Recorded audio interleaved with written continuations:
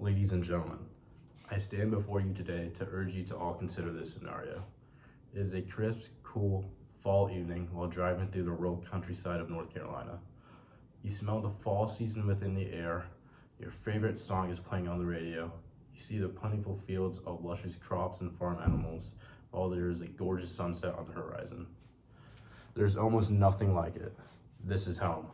As far as your eyes can see, these vast fields have reminded you of your gratitude for farmers and their unrelenting work. Our great state, amidst the Appalachian Mountains to the west and the Atlantic Ocean to the east, tells the story of American resilience, hard work, and a perpetual commitment for our communities.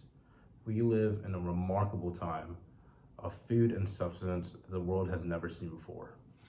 However, this abundance, unfortunately, comes at a hefty price.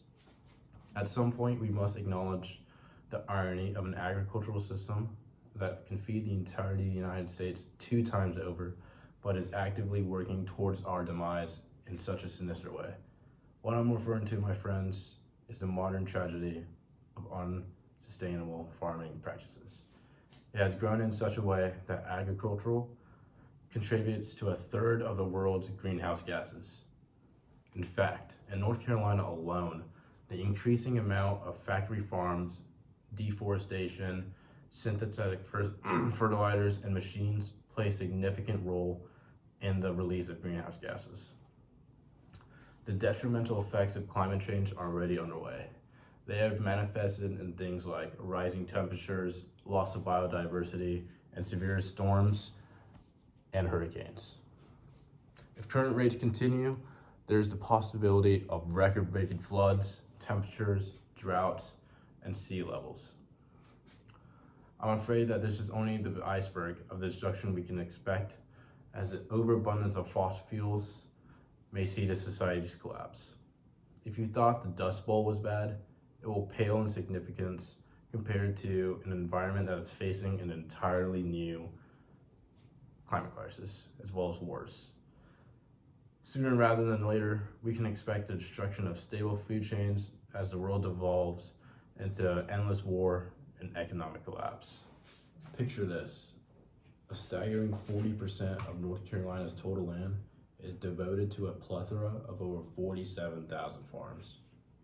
And within that number are farmers working tirelessly to keep up with an ever-growing population. Now, unfortunately, as communities grow, these farmers are faced with a dilemma and are compelled to diversify their agricultural assets in order to meet the increasing demands of food. For instance, let us just take a look at one practice: deforestation. Over the past 20 years, North Carolina has seen to a 25% erasure in total tree coverage. The culprit of this is, you guessed it, the farming industry. This image just shows the number of trees lost, a terrifying depiction of humanity's impact on the environment. Most land goes towards land clearing to make room for crops, pastures, and these processes may help the farming industry and the economy. The toll it takes on the environment cannot be ignored. The air we breathe and the environment we live in is in jeopardy because of this. Why? This is because the very trees we destroy are the ones protecting us from the effects of climate change.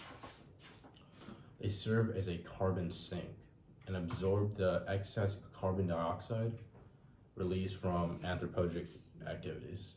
Without them, it is certain that the effects of climate change will be intensified.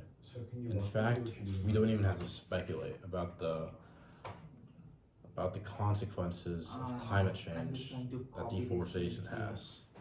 They're already here. New studies show that agricultural deforestation is leading to hotter temperatures, higher sea levels, increased flooding, and severe earth. The official North Carolina 2020 climate change report is found a bone-chilling truth. Carbon dioxide is also released by some changes in land uses, such as the irreversible destruction of certain types of forests, as well as land clearing and agricultural practices that release the carbon stored in the organic components of soil. and it is virtually certain that sea level rising along the North Carolina coast will continue to rise due to the expansion of ocean water from warming and melting of ice on land, such as from Greenland and Antarctic ice sheets. Another point of emphasis I would like to make is the shift in culture that has surrounded modern day farming. In particular, the approach that prioritizes industrial size operations to keep up with the demand of crops and livestock. This change started in the 1970s when U.S. Secretary of Agriculture Earl Butz introduced his revolutionary approach to farming: get big or get out. This policy encouraged farmers to prioritize production, exportation of crops, and a decrease in commodity sales. Take a look at this picture. A vast industrial operation farm that churns out thousands of pounds of high demand crops and livestock at an unprecedented amount. At first glance, it may seem that these farms are great. It's streamlined and modern facilities allow for the mass production of food efficiently. But we mustn't forget to ask ourselves this: what are the long-term consequences of these factory farms?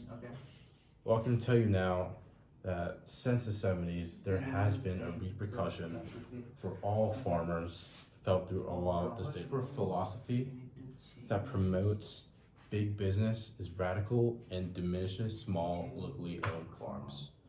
This is due to these small family farms being confronted with a difficult decision: either adapt to dominant corporate farms or slowly die as they attempt to compete with these ever-expanding factory farming industries.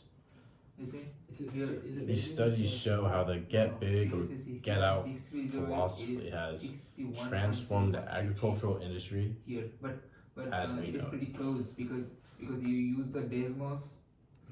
Here's just one quote from one of these studies. While the number of hog producers in North Carolina has dropped from 23,000 to 8,000 in the 10-year span starting in 1985, hog production for the same period, tripled.